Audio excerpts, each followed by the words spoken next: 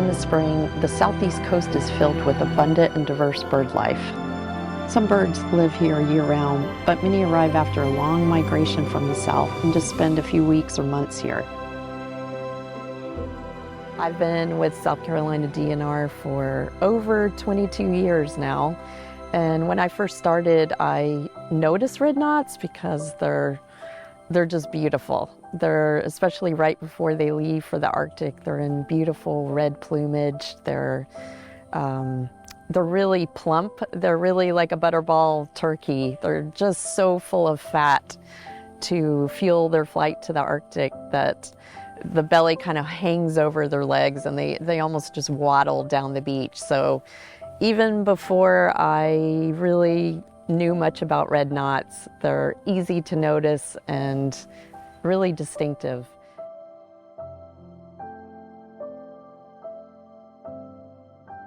I'm Betty Papillo, and I'm the Kiowa Island Shorebird Stewardship Coordinator. Well, my first experience with the red knots was I walked out the boardwalk at the end of my street, and there, lo and behold, on the beach, right in front of my boardwalk, was this amazing, huge flock of, I think, several thousand knots. I had never seen that in my life, and it's something to behold. They're amazingly beautiful, and they were foraging, and I stayed to watch, and I knew about them from books I had read, but it was my first time of seeing them, and it's kind of an inexplicable, wondrous thing to come upon that.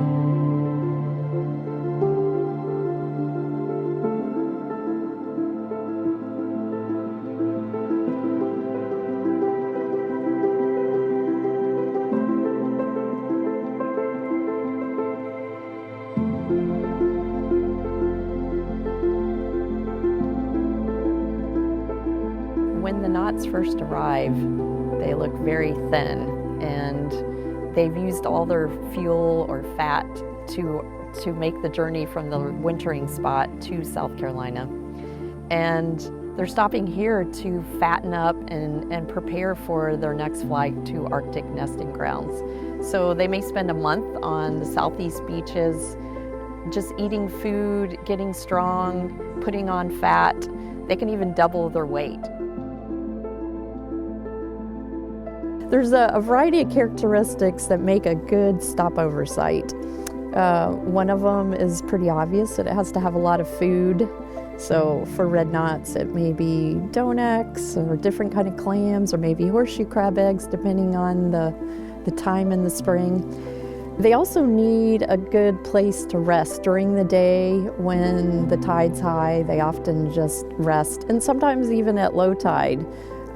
They're pretty full and the food's not available, so they'll just, in a large flock, just preen and rest. And so you need a good rest place where they're not going to be disturbed by a lot of people and perhaps dogs. And then kind of recently we've discovered that birds may fly to a different place at night to rest. All the red knots that feed on Seabrook and Kiowa Islands during the day, they go to DeVoe Bank, a offshore sandbar near these islands. They go there at night to rest. In the last 10 years, because of our banding efforts and people looking for banded red knots, we have discovered that we have all 4 wintering populations passing through South Carolina. So right now we think there are 4 wintering populations of red knots. One population winters all the way down at the very tip of South America, one on the northern coast of South America, one in the southeast United States, Caribbean, and then a 4th on the Gulf Coast of Mexico. So each of these areas have done a lot of banding, and we have seen knots that are banded in all 4 of these wintering regions in South Carolina. So that makes the Southeast very important to have all 4 wintering populations using South Carolina as a spring stopover. It's really exciting times. It's almost It's almost like every year a new improvement on tracking devices comes out, and we're able to learn more through tracking devices on these birds. 20 years ago, most people thought that all red knots went to Delaware Bay in the spring to feed on the abundant horseshoe crab eggs. But in South Carolina, we saw knots on our beaches until pretty late in May, May 25th. So we had a suspicion that they may not be going to an additional stopover site, but they may be leaving our beaches and going directly to James Bay, Hudson Bay, where knots are known to stop before going to their nesting grounds. So we were looking for some kind of method or technology to investigate that, and nanotags had just come out, so we started putting nanotags on red knots in the spring for quite a few years. And we were able to put a lot of these on the birds. Really, they're really simple to deploy. When we catch a bird, we just clip some of the feathers and actually use super glue to put them on the back of the bird on little bits of the feathers. And when the bird molts, it loses the nano tag. So I feel really good about that technology. And that's been very informative. From the nanotag project, we've gotten an idea of what percentage of the birds travel up the Atlantic coast before they go to their Arctic breeding grounds in the spring, and what percentage of them go directly from South Carolina up to the Arctic. And it was informative, and it was really what we expected. About 75% of the knots through a couple years of data did not go through Delaware Bay. The majority of them went straight from South Carolina to Arctic habitat, which is either James Bay or Hudson Bay. Most of them went through the Great Lakes region without stopping, so it was a direct flight from the southeast to Arctic habitat. Interestingly, they seem to take a variety of routes, and some of them kind of trickle their way up the Atlantic coast, stopping in multiple places: North Carolina, Virginia, New York. Other ones just stop on one place on the Atlantic coast north of South Carolina and then head to the Arctic. But most of them go directly through the Great Lakes to Arctic habitat. And that information is really important because if birds are using the southeast to fatten up, to rest, to prepare for their Arctic journey, and then going directly to the Arctic, that makes our conservation projects very important. Seabrook and Kiowa are the most important place for red knots in March and April. And then about that time, and maybe in May, the water warms and we'll have our first horseshoe crab spawn of the season. And the knots just seem to know. They know. I'm not sure how you'll have a spawn one night and the next day they're not at Kiowa. And I can go to Kiowa and Seabrook and not see knots, and I'll just know, oh, there were horseshoe crabs spawning last night. So this large flock seems to just spread out throughout the coast, and the horseshoe crab spawning isn't, just as concentrated and as large as Delaware Bay. It's small pockets along the coast in sheltered areas, and the knots make use of that rich food source and just seem to find it, and really are dispersed really throughout the whole coast eating these eggs. It's really hard to find them and predict where these horseshoe crab spawning sites are because the coast is constantly changing, and horseshoe crabs need a really low dynamic beach. So one year you may have a nice sandbar that's sheltered and the horseshoe crabs are going to use it and spawn there, and the knots will be there, and then you come back the next year and a big storm has washed that bar away, and then there's not a sheltered place for the horseshoe crabs to spawn.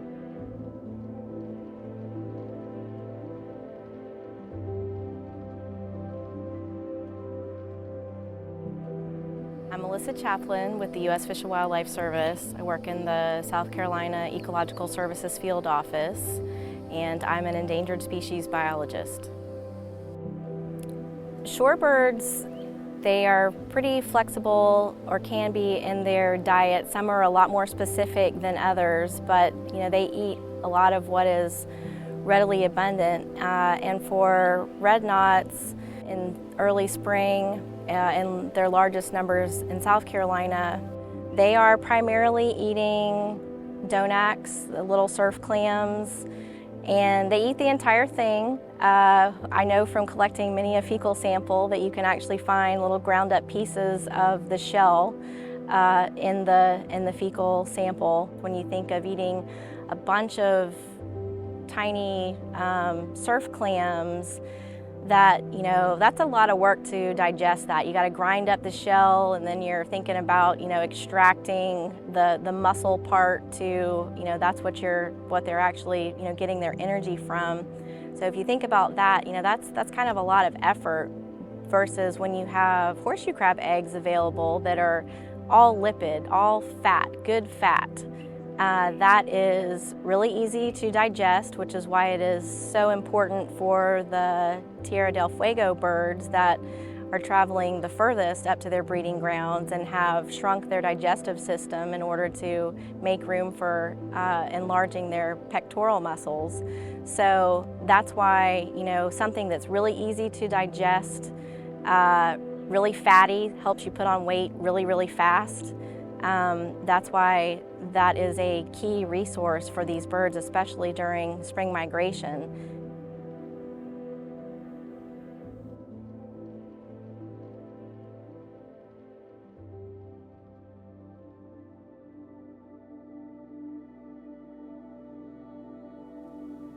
The reason that they're being killed for these purposes is because the agencies consider them worthless. So they can't be, served on a dinner plate. They can't be shipped to somewhere else to eat. So they're worthless. So let's use them for bait. That's the rationale behind the bait. The rationale behind the blood is, let's try to get this blood without anybody knowing it. Each crab, for us, the bleeders are saying, the companies are saying, these crabs are probably worth $200 a piece. We're going to pay the fishermen $1 a piece, and we're not going to really let anybody know what the real value is. It's a very unique fishery from like a fisheries management perspective. In most fisheries, you are leaving alone the spawning females.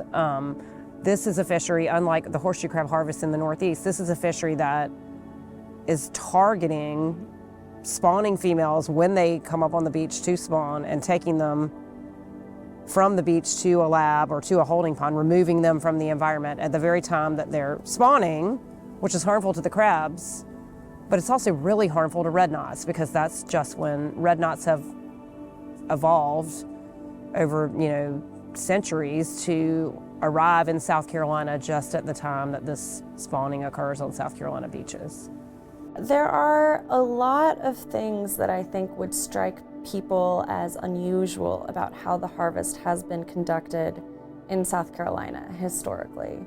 One of the things that is quite unusual is that harvesters are allowed to take crabs during the one time a year when they're mating from the beaches as they're mating. They are allowed to take them immediately. So there is a small amount of time every year where horseshoe crabs come up from the depths of the ocean. Has to be high tide, has to be a full moon. These animals have evolved over more than 400 million years to mate at this specific time. And they mate at this specific time right when the birds are going to come and be able to take advantage of the fact that they've just laid some eggs. It's this delicate coordination, and South Carolina has allowed harvesters to interrupt that by taking massive amounts of horseshoe crabs every year from the beaches immediately after they start to spawn. There are rules for other fisheries that prohibit that kind of action. Many different kinds of fisheries require that there is a period where harvesters, fishermen cannot collect those animals until sensitive times like mating periods are over. And that kind of rule makes sense for many people, because if a species isn't allowed, isn't given the time to repopulate itself, there won't be fishing in the future. So a lot of fisheries look at it as in their best interest, actually, to allow for those periods where harvesters aren't permitted to enter and take the animals. That can be seen as a long-term benefit for the fisheries themselves. I think this whole topic of horseshoe crabs and the red knots that depend upon them has been like riveting to the public. And I think it's been one of our most popular kind of pieces of work, which is surprising. And I think it's because it's like a symbol. It's like symbolic of, 450 million year old creature, a bird that must have its eggs to eat to make it to the Arctic. They've timed this relationship perfectly. And you have, corporate profit interrupting that cycle. So Charles River Labs is a Massachusetts-based company, valued in anywhere between $16 and $20 billion company, very large company. For decades, they have operated a facility in South Carolina where they bleed horseshoe crabs every year to extract a compound called LAL. Horseshoe crabs have very unique blue blood. There's a compound in it that reacts to impurities. The horseshoe crab is special to humanity because we have used their blood for decades to help us test medical devices, vaccines, drugs. Anything that's put directly into the human body is tested with an ingredient derived from horseshoe crab blood.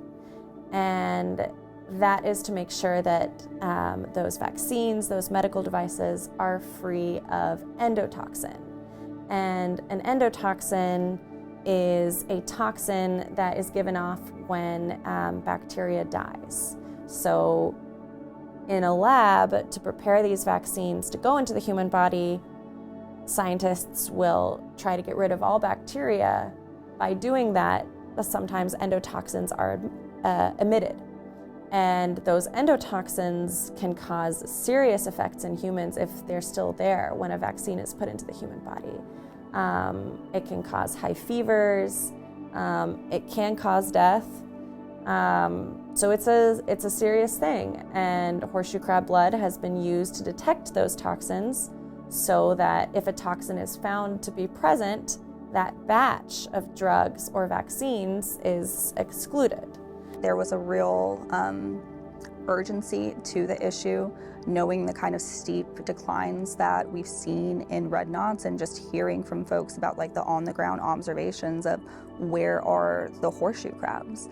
And so that brought into question, what are the red knots going to be able to feast on? And so we worked with the Southern Environmental Law Center and Defenders of Wildlife to challenge the biomedical industry and SCDNR's authorization of holding ponds.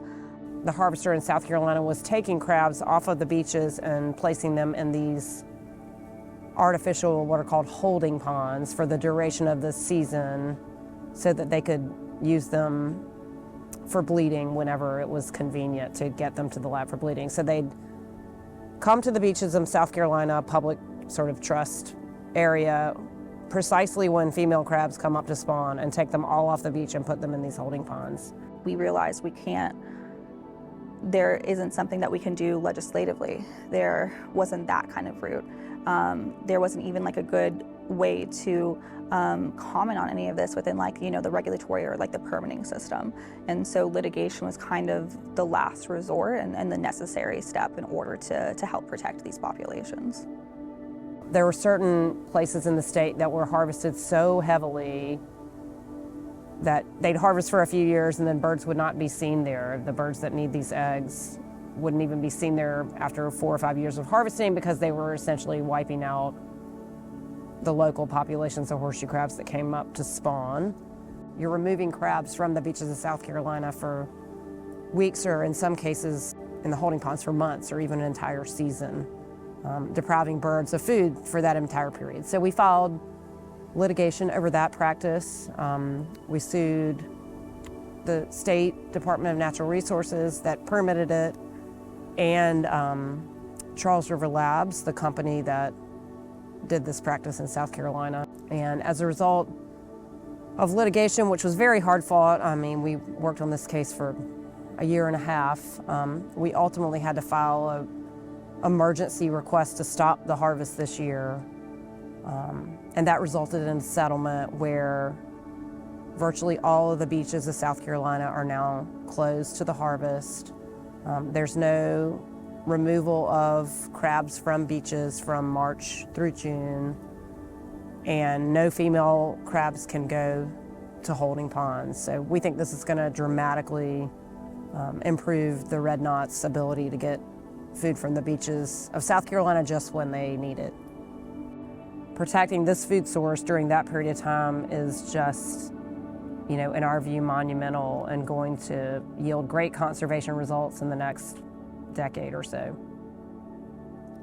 The terms of our settlement agreement, they're for the next 5 years, and after that they can be extended.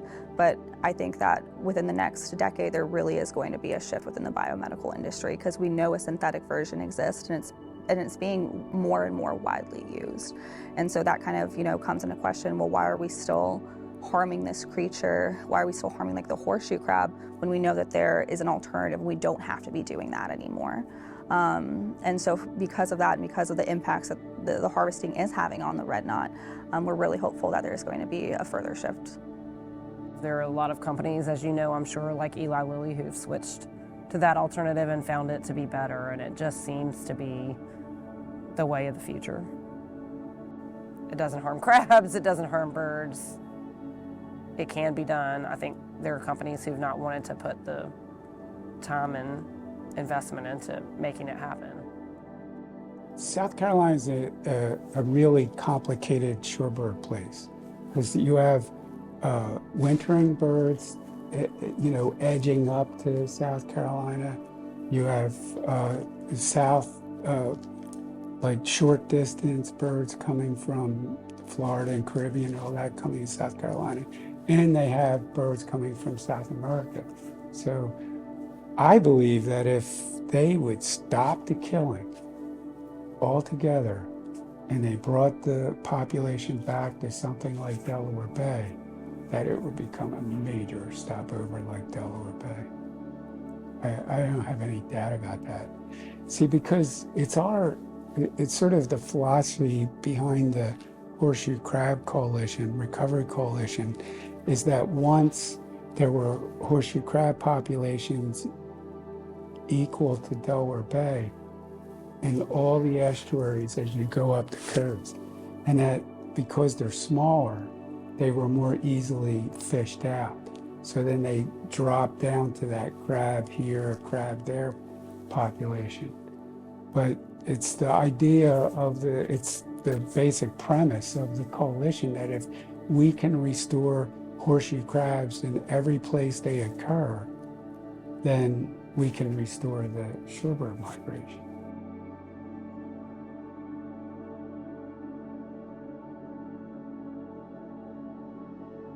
One of the biggest things that our latest initiative that, you know, all state, federal, and agencies and NGOs are working on is shorebird stewardship on the beaches, to really try, especially during these key times when the knots are moving through, especially in Kiowa and Seabrook, where we already know here in South Carolina, but it's getting out in the rest of the flyway that it's a really important staging area for these birds. So just trying to make sure that these birds can rest and feed as long as they need to when they're here. And this involves a lot of communities that have really taken ownership for the conservation of these types of birds. A lot of the communities put up their own signs educating people about migratory shorebirds. They have a lot of volunteers that go out on the beaches and tell people about the birds and advise them not to disturb them when they're feeding and resting. And it's a really exciting time with a lot of people engaged and enthusiastic about conservation of shorebirds. One of my most memorable times stewarding was when I was out stewarding a large flock one evening, and there was a lady getting too close to the flock and she was taking pictures. So I went over to her to ask her to stand back a little bit and talk to her about the birds. She was so excited about that information and about that news that had lots of questions, and we finally then parted ways and we went in opposite directions. And as I was walking away, I turned back to look, and there was a young father with his 3 kids running out of a beachfront home, and the kids were running right towards where the flock of knots was. And I watched that lady that I had just stewarded run over to them really fast and tell the dad. She was pointing to the flock and she was telling the dad about the knots, and he right away called his children over to him and had them avoid running into the knots. And I thought to myself, that's what it's all about. That's the ripple effect, that you tell one person, and if they care enough, then they tell others. And it was a very gratifying moment for me. We are there simply to be advocates for the birds and ambassadors for the birds. And so we are there to educate people and create awareness and help people appreciate and respect the birds and teach them how they can share the beach with them. Red knots are federally threatened, and it's probably not just one cause for their decline. They make these incredible migrations across the hemisphere up to the Arctic. Some of them make the journey all the way down to the tip of South America, and they make multiple stops on the north coast of South America and the Southeast United States, James Bay. Those are some of the stops. And each of these stops has different threats. There could be an oil spill off the coast of one of their stops. All of these combined, because the birds have to fly across the entire hemisphere. There's climate change that is melting the Arctic and changing the conditions where they nest. There's development on all of our coasts. The coast is so beautiful and a lot of people want to live there, but that also means more people are using our beaches. So each of these stops, each of these flights comes with a lot of different dangers for these birds, and they can cause populations to crash. So our program in the Southeast is to just focus on the threats that occur to these shorebirds, especially red knots, on our beaches. So it's really important to let these birds, while they're stopping on our coast, to rest and to feed. So we've really focused our programs and efforts on educating the public about the birds, about their phenomenal migrations. And I think through education, people will really appreciate them and give them space so that they can also live on our beach.